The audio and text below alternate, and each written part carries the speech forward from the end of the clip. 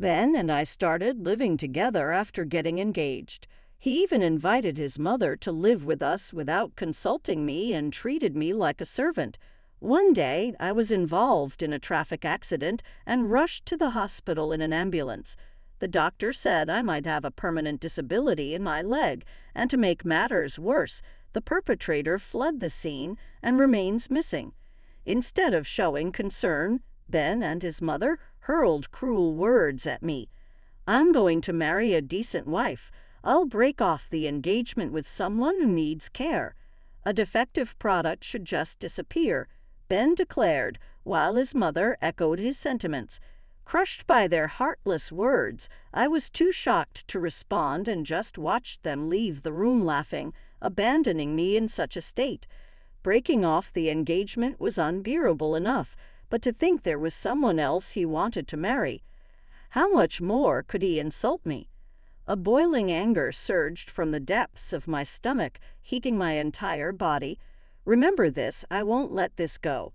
I am Tracy Manning, a 45-year-old housewife. I thought. I'd been engaged to Ben, who is 2 years younger than me, for a year now. I met Ben through my best friend, Rachel. He liked sports and dining out and was a fun person. Being not very articulate myself, I've always been drawn to people who are the opposite of me.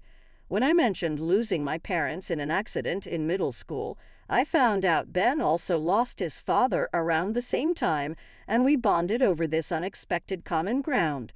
Our relationship progressed with the intent to marry, and upon Ben's proposal, we began living together in my house. However, living together revealed Ben's true nature. He was a former soccer player, a large man with a huge appetite.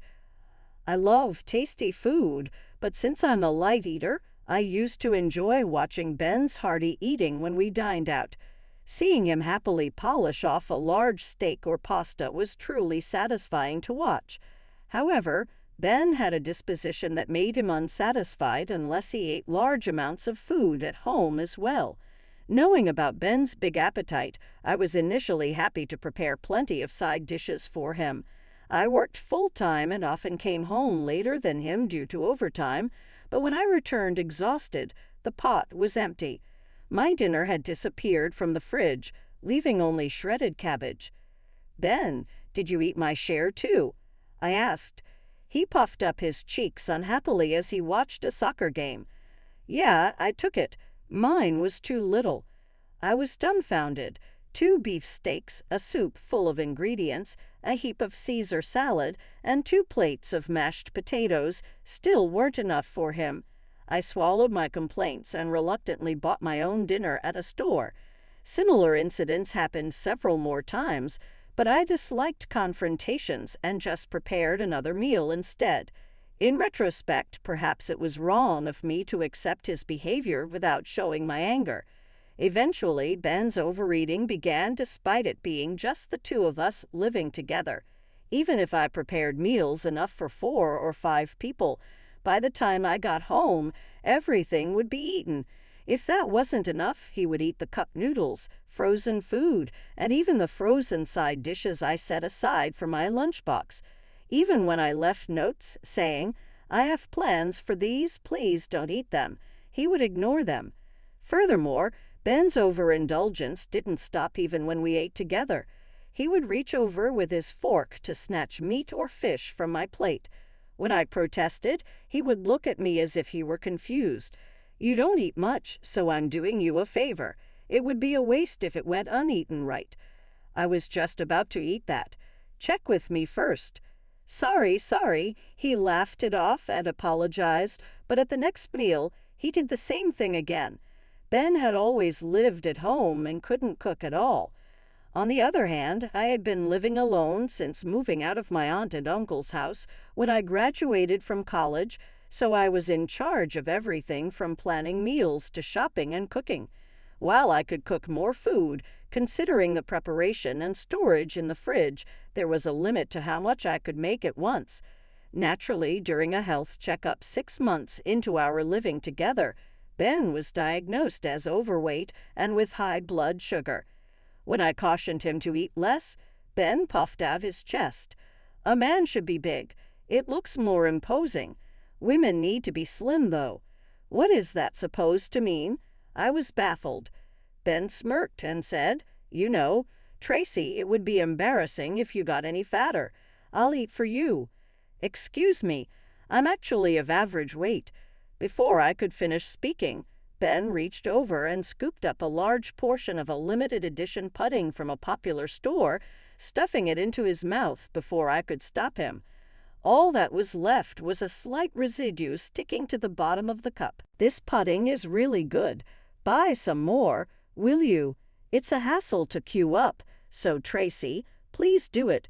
Without showing any remorse, he left the table with a full smile as I held back my irritation. His mother called, "Tracy, what time will you be coming home tomorrow?" "Me, probably after 7:00 p.m., I replied, wondering why she asked that. I vented about what had just happened. Then his mother scolded me.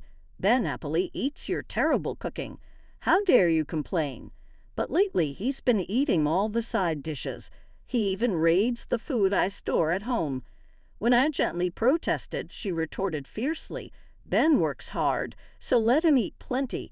You're barely working a decent job anyway." She yelled in a piercing voice and hung up the phone. I sighed and ended the call. As our cohabitation period extended, Ben's arrogance only grew worse. Initially, Ben helped with other household chores besides cooking, but after 6 months, he stopped doing them altogether.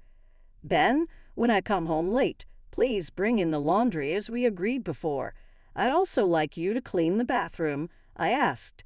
Ben, lounging on the sofa and fiddling with his phone, replied without looking up, "I'm beat when I get home from work.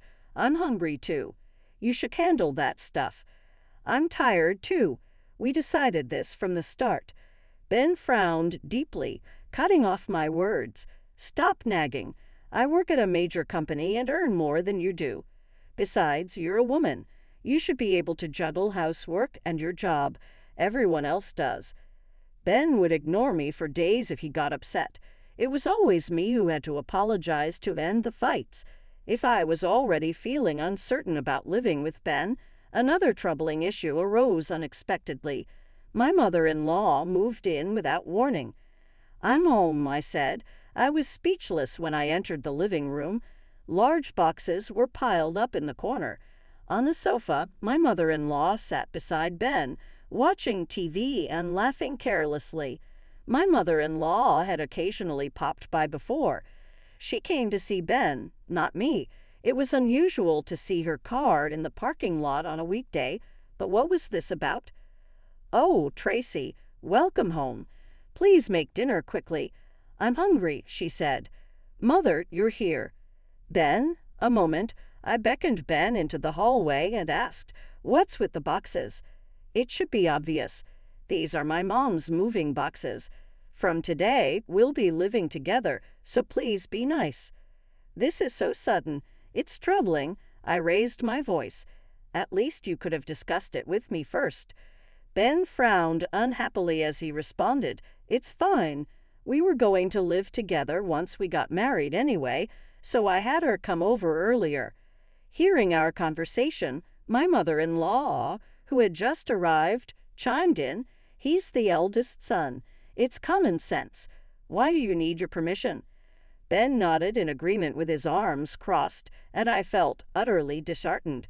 Once the two of them teamed up against me, there was no winning. That's when the hellish days began. My mother-in-law, as if it were natural, did not do any household chores and would have me make her coffee, which she would then complain about being too lukewarm or too weak every time. Moreover, she seemed to be bad at cleaning up after herself, leaving empty snack bags and beer cans around, and leaving cardboard boxes from her online shopping orders unattended. She didn't even throw away her trash, so I found myself cleaning up after her all the time. Despite imposing on us, she didn't pay for groceries or utilities and constantly complained. "Tracy, I heard you told Ben to do the household chores. He's tired from work. Let him relax at home." "I work full-time too. I think it's common for working couples to share household duties. I finally stood up for myself. My mother-in-law's eyes narrowed angrily. Who do you think you are? Don't act so high and mighty when you earn less than Ben. That's right. If you want to have an opinion, earn more than me first, Ben added. With my mother-in-law as a strong ally, Ben's arrogance only increased. As we approached the first anniversary of our cohabitation, I regretted not waiting longer to live together before booking the wedding venue. But it was already too late when he proposed.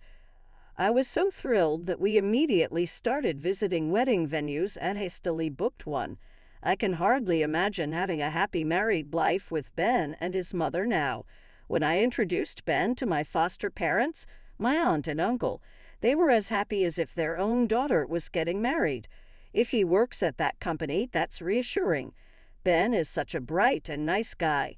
It's daunting to tell my aunt and uncle the truth, but I don't want to miserably resign myself to this situation. I've decided to call off the engagement and cancel the wedding. Just as I made up my mind, I was involved in a traffic accident. Someone called my name, and when I opened my heavy eyelids, I found myself inside an ambulance. An EMT peered into my face. "Can you tell me your name?" "Yes, Tracy Manning." As I spoke, a sharp pain shot through my right cheek, and I couldn't feel my right leg. I could tell it was bent in a strange direction, but I couldn't move it. "We'll be at the hospital soon." I was too groggy to grasp the situation. I should have been asleep in my bed last night, but I woke up in an ambulance. How did this happen? I had completely forgotten that I had gotten up, prepared for work, and ridden my scooter to work. After being rushed to the emergency room and having a CT scan, it was clear I had hit the right side of my head, but thanks to the helmet, there was no damage to my brain. The doctor said my memory confusion should resolve over time. The damage to my leg, however, was severe, with a fracture that would heal in about 2 months, but with serious ligament damage. After the surgery on my leg, and once the anesthesia wore off, the doctor came to explain the situation in my room. "Full recovery of your right leg will be difficult," the doctor spoke solemnly. "It is likely that walking on your own will be difficult in the future." As the doctor spoke, everything around me seemed to darken. I asked in a trembling voice, "Will I be disabled?" "Yes, you will likely need to use a wheelchair." Suddenly, the world seemed to lose its color. I stared at my right leg, which was suspended and wrapped in bandages. "By the way, the police have been waiting for a while now. Are you able to speak with them?" "Yes. What is it?" "The perpetrator fled the scene, so they're here to pass on that information." Turning to look at the police officers waiting by the door, the doctor then left the room. The 2 officers came and briefly explained the situation. "According to witnesses at the scene, it seems a car with a beginner's mark struck you from the right. After hitting you, the driver, a young woman, just drove away." "I see. We will report back as soon as the perpetrator is identified. Take care." After the police left, I cried quietly. Why did this have to happen to me? Did I do something wrong? All I wanted was to work, get married, and be happy. I wanted to cry face down, but it was hard to do so with my legs suspended. Fortunately, there were no vacancies in the general ward, so I was placed in a private room. While sobbing, someone opened the door without knocking. Before the surgery, a nurse had asked if I should contact my family, so I sent messages to my aunt and uncle, a colleague from work, and even Ben to explain my situation. My aunt, uncle, and colleague, who had arrived before the surgery, looked like they were about to cry at the sight of me. I wondered if Ben and his normally cold mother might show some sympathy when faced with my condition. However, my faint hopes were soon shattered.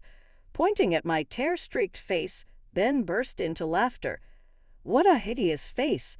You were already ugly, but now you're swollen up like a monster." "Ben, that's not nice. Tracy is in pain." Even my mother-in-law, who tried to scold him, couldn't help but burst out laughing. "So, when are you getting out?" Hurry up and come back to cook for us." "Exactly. That's the only thing you're good for." I felt a surge of anger at their insensitive attitude. "I am injured. Aren't there better things to say? It looks like I'll be in the hospital for about 2 months. For now, we need to cancel the wedding venue." "What? Who's going to take care of us?" I continued facing my mother-in-law's discontent. "Also, it looks like I might end up with a disability in my leg. The doctor said I might need to live in a wheelchair." Ben and his mother exchanged glances. Suddenly, as if remembering something, Ben spoke up. "Ah, but we'll get a hefty insurance payout from the perpetrator, right? With that money, we can remodel the house and make a killing on the compensation. So even if you can't work, it might be okay." "You'll get money even if you don't work. That's great, Tracy." About that, I hesitated and then revealed that the perpetrator had flawed. They both looked disappointed. "Then you're useless. Mother-in-law, Ben, break up with her. It's a waste to be with such a burden." "Yeah, really." Their appalling remarks were quickly echoed by Ben. Looking at my mother-in-law, he delivered a shocking line. "Mom, I'm actually going to marry Samantha. I kept her around because she cooks well, but I should have dumped her sooner. See, I was right all along." With a triumphant smile, my mother-in-law turned her mean-spirited grin towards me. "Ben will marry another young lady, someone younger, prettier, and more obedient than you. All we have to do is change the name of the bride. There's no problem with the wedding next week." While grinning, Ben looked down at me as I lay in the hospital bed. "I'm going to marry a decent wife. I'll break off the engagement with someone who needs care, a defective product. She's not a match for Ben. A defective product should just disappear." Crushed by their heartless words, I was too shocked to respond and just watched them leave the room laughing. As the silence returned to the hospital room, I stared blankly at the ceiling, vividly recalling Ben and his mother's actions. Although engaged to me, Ben was also seriously involved with Samantha, planning to marry her. As I calmed down, a boiling anger surged from within. Abandoning me in this condition and breaking off our engagement was unforgivable, let alone that he had someone else he considered his main interest. How much more could he demean me? "Remember this, Ben. I will not let this go." Hanging my leg and confined to the hospital room made the day incredibly tough. Thanks to strong painkillers, I could bear the physical pain, but being unable to move freely was very stressful. The daytime was still manageable. I could distract myself by watching TV or browsing comics and videos on my phone. The problem was at bedtime. Unable to move my body, it took a long time to fall asleep, and when I did, I was tormented by nightmares. In the darkness, I'd try to run from a ghost, but couldn't move my legs, so I'd crawl away using my arms. Soon the ghost would catch up and almost attack me before I would wake up, startled in my bed. My heart raced, and I was drenched in sweat. Breathing heavily, I would realize it was just a dream. Trying to sleep again was difficult, and I ended up just idly staring at my phone until morning. After having nightmares 2 nights in a row, I talked to a nurse who gave me sleeping pills. Many patients apparently struggle with insomnia due to discomfort and the unfamiliar environment. Following the nurse's advice to take the sleeping pills, I was able to sleep soundly until morning, which relieved some of my distress. While I suffered, Ben was presumably enjoying his new married life. The thought disgusted me, but each time I reminded myself that soon Ben would come begging back, I would have the satisfaction of turning him away. 3 days after the accident, while I was lowering my dinner tray and absent-mindedly looking at my phone, Ben called. Ignoring his initial calls, he kept calling persistently, so reluctantly I answered, "Yes." "Hey, what's going on?" Ben blurted out without introducing himself. Knowing the reason, I coldly asked, "What do you want?" "A realtor came and told me to leave the house this week. And why did you sell my car without asking?" "What I do with my own house and car is my business, right?" Hearing this, Ben whined pitifully. I was planning to move Samantha into that house, and now you're kicking me out all of a sudden. That's crazy. I don't know about that. I sharply dismissed him. That house was built by my aunt and uncle as a graduation gift when I started living alone. I plan to keep living there, but if I'm going to be in a wheelchair, it needs major remodeling. I guess so. Ben finally understood and agreed. Just because the house is too big, I thought about putting it up for sale and moving to a single-story house. That's fine, but why are you kicking us out? Surprised by the question, I couldn't help but yell. Because you're strangers. Obviously, we're not strangers. We're ex-fiancés.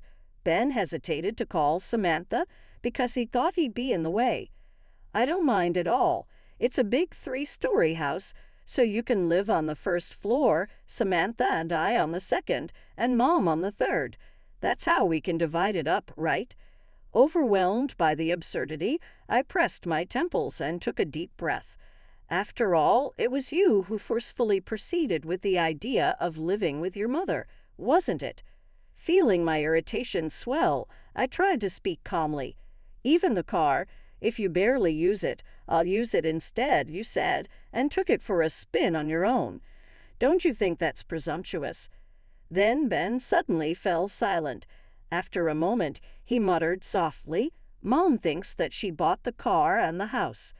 You should just tell her the truth. What's the point of putting on airs as a family? As I spoke with mixed astonishment, Ben was taken aback. However, being naturally persistent, he pressed on further. Hey, please spare me from selling it.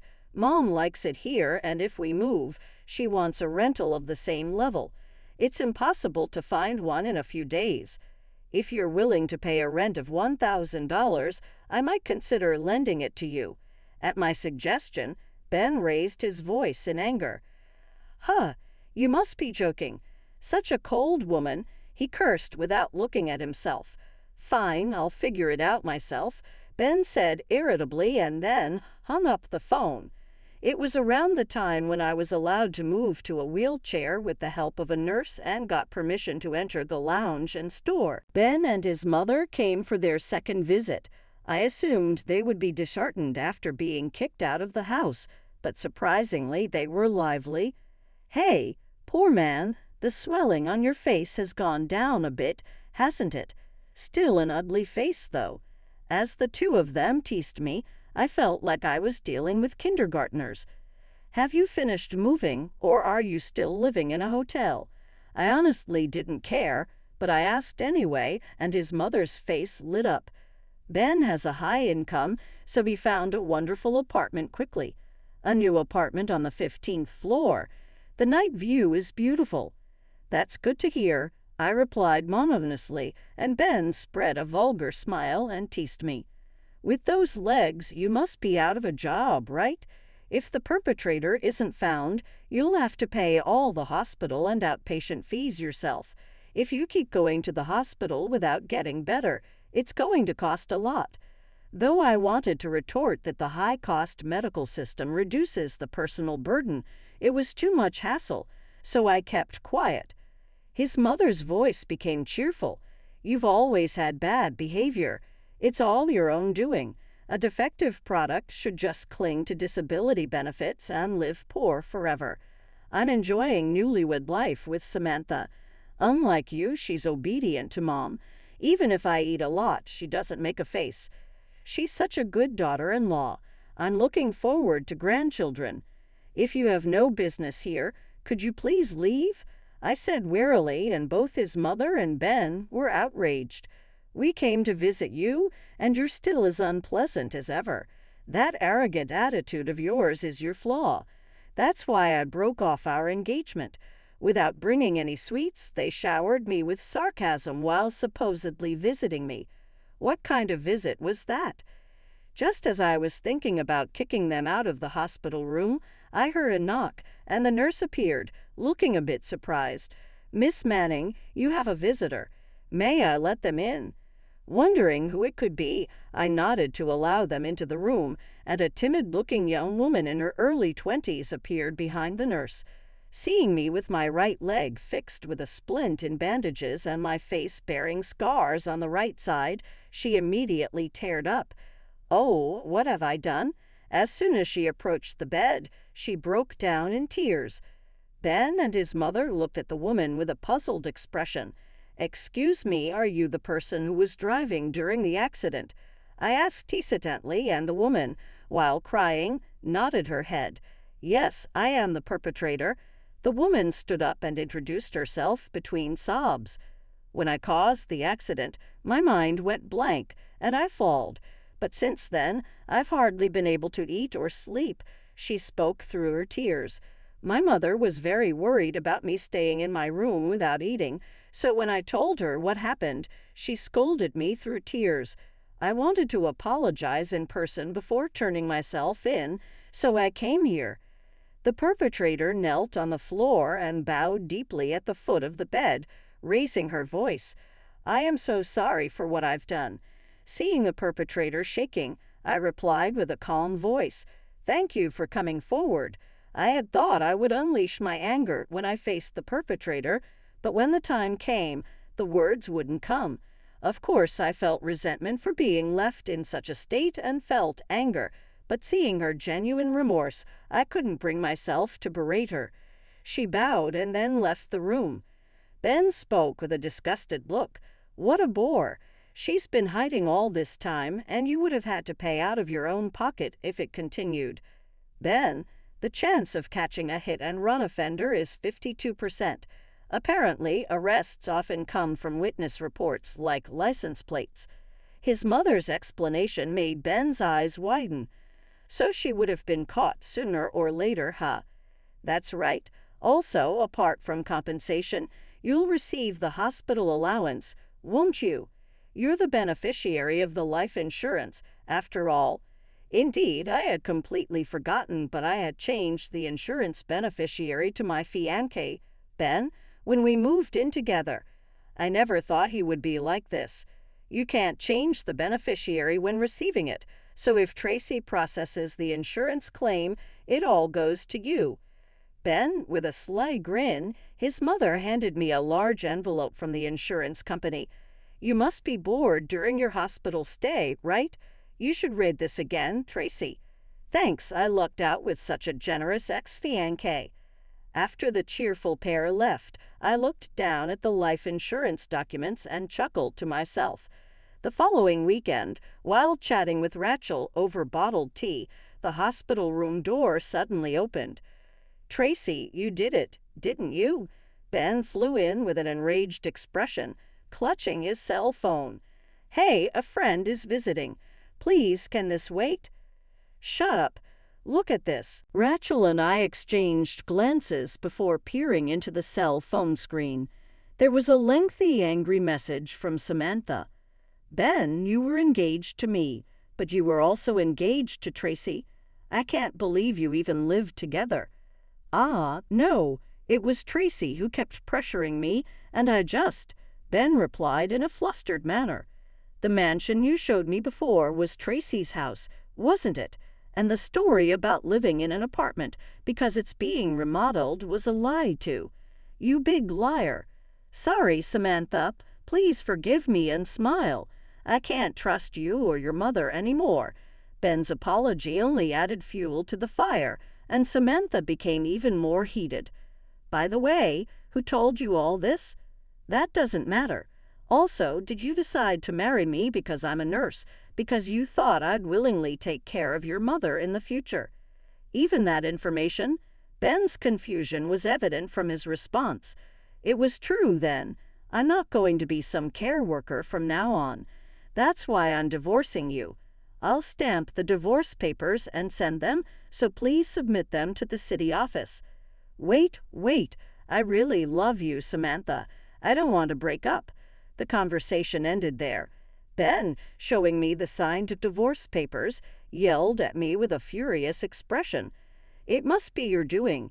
You play dirty. Are you that jealous of my happiness?" It was Rachel who burst out laughing, not me. After laughing heartily for a while and wiping the tears from her eyes, she looked at Ben with disdain. I was skeptical when Tracy consulted me, but Ben, you really have a terrible personality. If I had known, I wouldn't have introduced her to you. Ben snapped at Rachel, too. It's none of your business. I have something to discuss with Tracy. Just go home. I'm the one who told Samantha. Ben gasped after hearing the details from Tracy. The date of the ceremony and the traits of the spouse matched one of my subordinates. When I checked, it turned out to be true. Rachel stared at Ben with a stern look. It's infuriating to see a valued subordinate made unhappy, so after consulting with Tracy, I revealed everything to her. Surprised by Ben's reaction, I spoke sharply. Samantha is the daughter of a friend of your mother, right? Hasn't she been swallowing all this consideration for her mother and your mother's relationship until now? It's good that she could make a decision quickly. Ben's face twisted in frustration. His neck turned red as he shouted angrily at me. Since when did you have the right to lecture me with your defects? You're just a social burden, relying on disability benefits. Rachel blinked in surprise. She shrugged and looked at me curiously, not noticing Ben's continuing insults. An elite like me got engaged to a plain woman whose only skill is cooking. You should be grateful for the happy times you spent with me. And yet, after all the complaints, you ruined someone else's happiness. Want to get sued, huh? Rachel looked at me with a resigned expression. Ben, don't you know about Tracy's background? I mentioned that my family is involved in the medical field, but if I told the real story, it seemed like Ben and his mother would start asking for money. Ah, that makes sense. Both of you, stop your annoying chatter.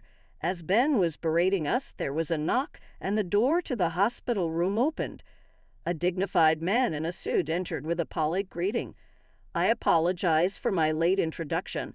I have just returned today from a conference in Germany. Yes, I heard about it. It's been a while, Director. As we exchanged greetings, Ben erupted in anger.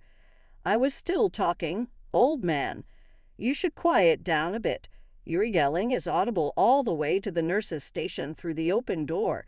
Chastised in a commanding tone, Ben was at a loss for words. The director glared at him sharply and continued, "The things you've been saying to Miss Manning are unbearable. Do you even know who she is? She's my ex-fiancé, so I can say whatever I want.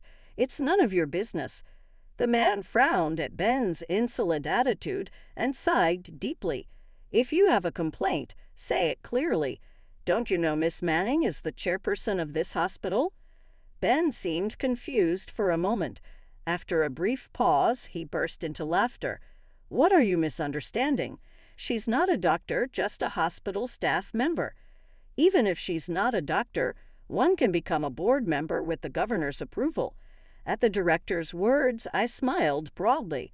Right, I hadn't told Ben, but I inherited the land for the hospital chain from my parents.